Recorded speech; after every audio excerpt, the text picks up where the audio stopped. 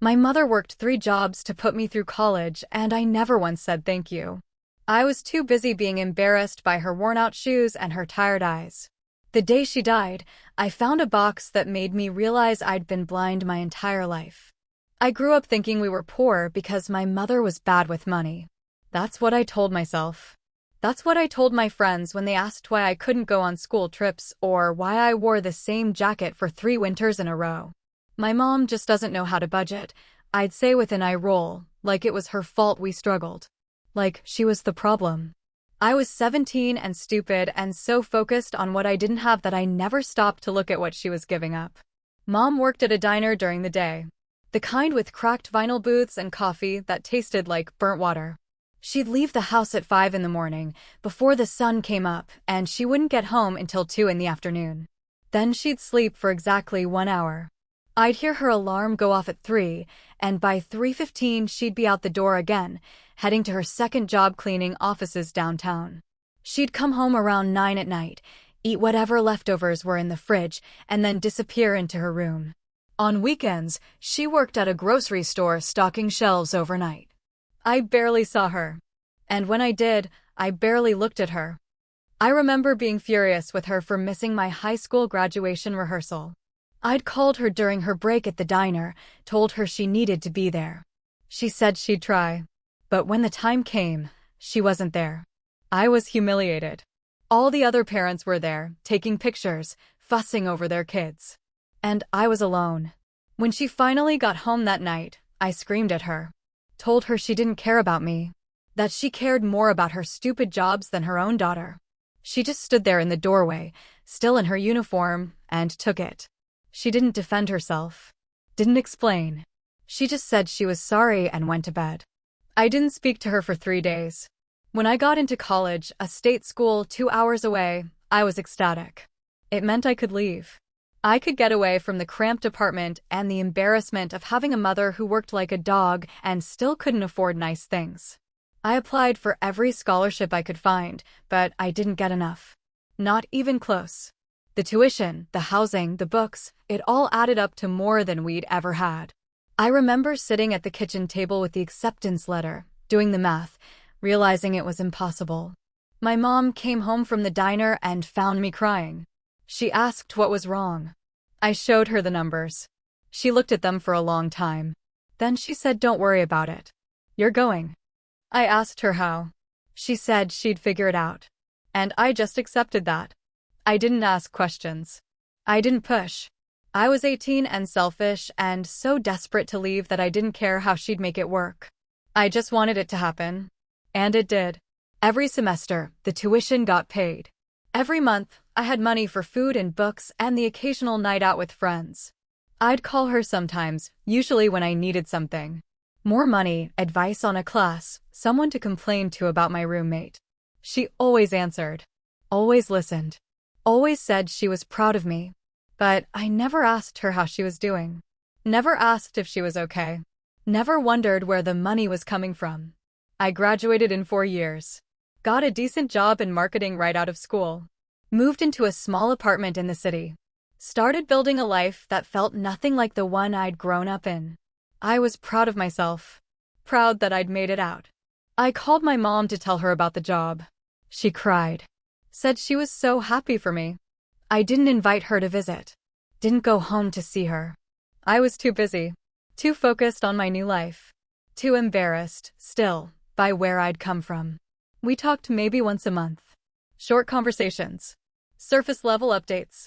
I love yous that felt more like obligations than truths.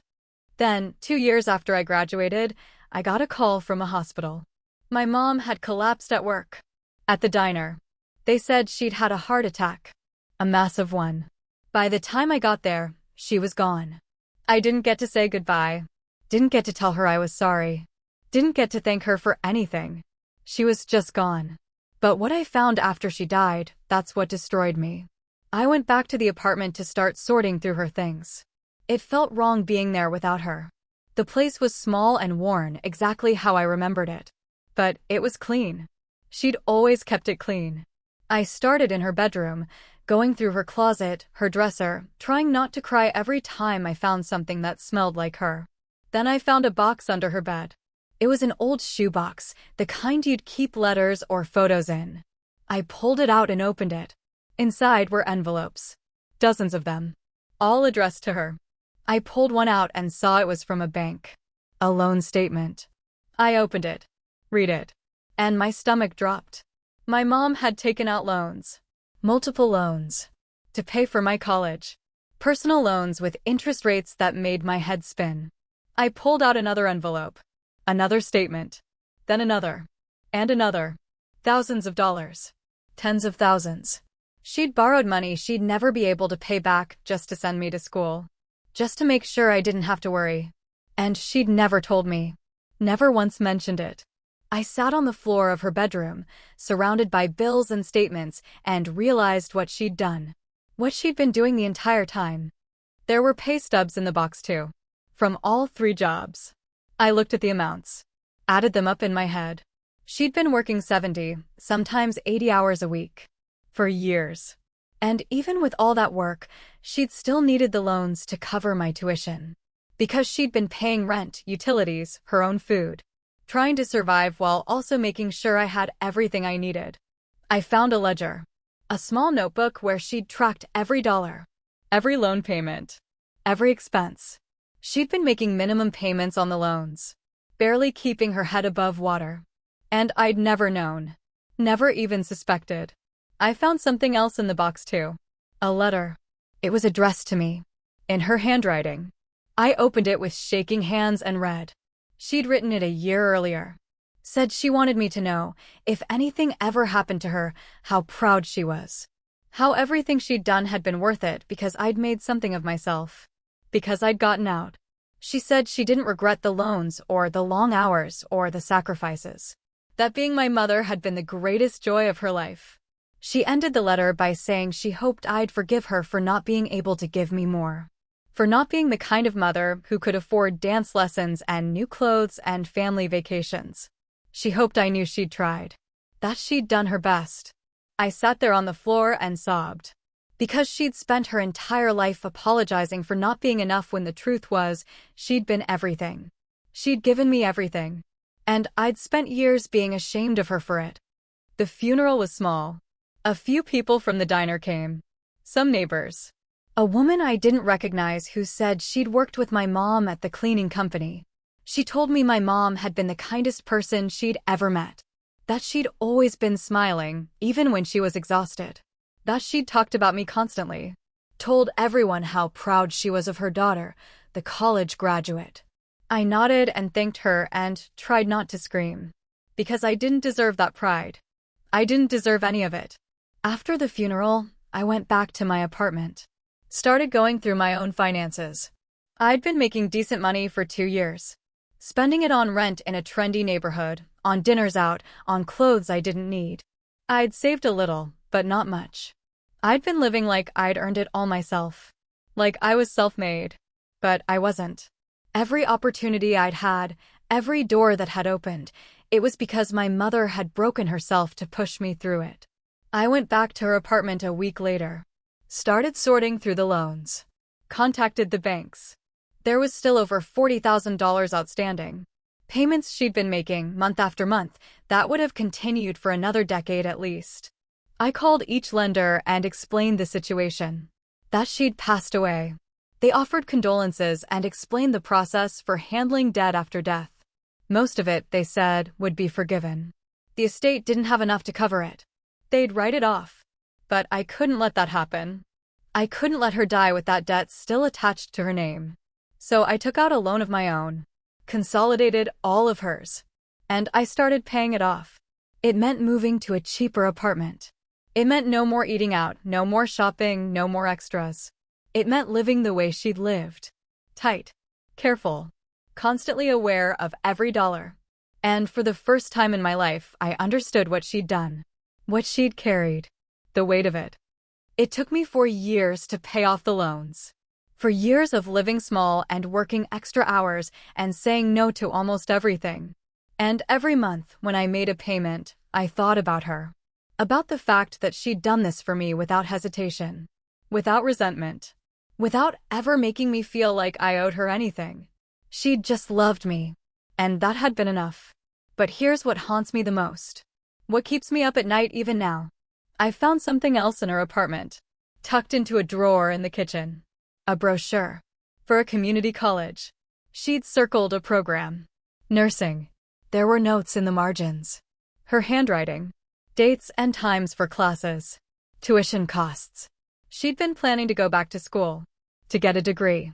To make something more of her life. But the dates on the brochure, they were from 15 years ago. Right around the time I'd started high school. Right around the time I'd started needing more.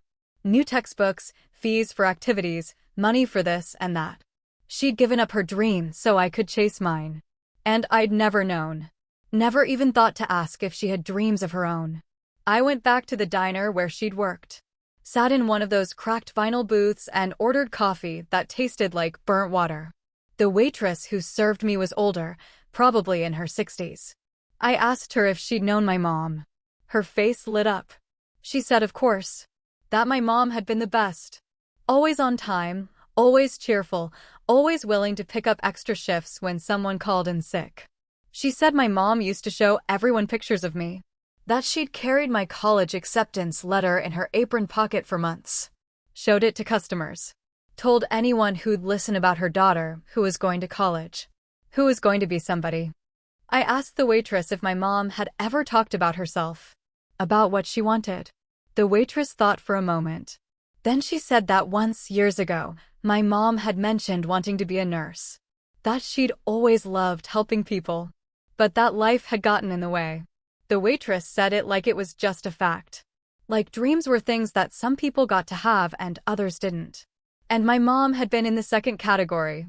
Except she hadn't been. Not really. She could have gone to school. She could have pursued nursing. She could have done something for herself. But she'd chosen me instead. Every single time, she'd chosen me. And I'd been too wrapped up in my own world to see it. I spent a lot of time angry after she died. Angry at myself mostly. But also angry at her. For not telling me. For not making me understand what she was giving up. For letting me be so selfish and oblivious. I went to therapy. Talked through the guilt and the grief and the rage. My therapist asked me what I thought my mom would want me to do with all of this. I didn't have an answer at first. But then it came to me. She'd want me to live. To really live. To not waste the life she'd worked so hard to give me. So that's what I've tried to do. I changed careers. Went back to school myself, part-time, and got a degree in social work. Now I work with single mothers. Ones who are struggling the way my mom struggled. I help them navigate resources, find financial assistance, apply for scholarships for their kids. I see my mom in every one of them. The exhaustion. The determination. The quiet, relentless love that no one ever really sees until it's gone. I also started a scholarship fund in my mom's name. It's small. But every year, it sends one kid from a low-income family to college. Covers their tuition, their books, their housing. Everything. I want them to have what I had. But I also want them to know where it came from. So every recipient gets a letter. About my mom. About her sacrifices. About the fact that someone, somewhere, loved them enough to break themselves so they could have more. It's been 8 years since she died. 8 years of living with the knowledge that I failed her. That I took everything and gave nothing. That I was so busy running away from where I came from that I never stopped to honor the person who made it possible for me to run it all. I can't change that. I can't go back and be a better daughter. I can't tell her thank you or I'm sorry or I finally understand. All I can do is try to make sure her sacrifice wasn't in vain. That the life she gave me means something. I visit her grave every month. Bring flowers. Sit there and talk to her like she can hear me. Tell her about the scholarship recipients. About the families I'm helping. About the life I'm trying to build that would make her proud. I don't know if it's enough. I don't know if anything could ever be enough to balance the scales. But I keep trying. Because that's what she taught me, even if I didn't realize it at the time. You keep trying. You keep showing up. You keep loving, even when it's hard. Even when no one notices. Even when it costs you everything. My mom's name was Carol. She worked 3 jobs and took out loans she couldn't afford and gave up her dreams so I could have mine. She died at 52 with debt she'd never pay off and hands that were rough from decades of labor. And I never said thank you. Not once. Not when it mattered. So I'll say it now, even though she can't hear me. Thank you, Mom. For everything. For the sacrifices I didn't see. For the love I didn't deserve. For giving me a life I'm still trying to be worthy of. I'm sorry I was blind. I'm sorry I was selfish. I'm sorry I didn't see you. But I see you now. And I promise, I'll spend the rest of my life making sure the world sees you too.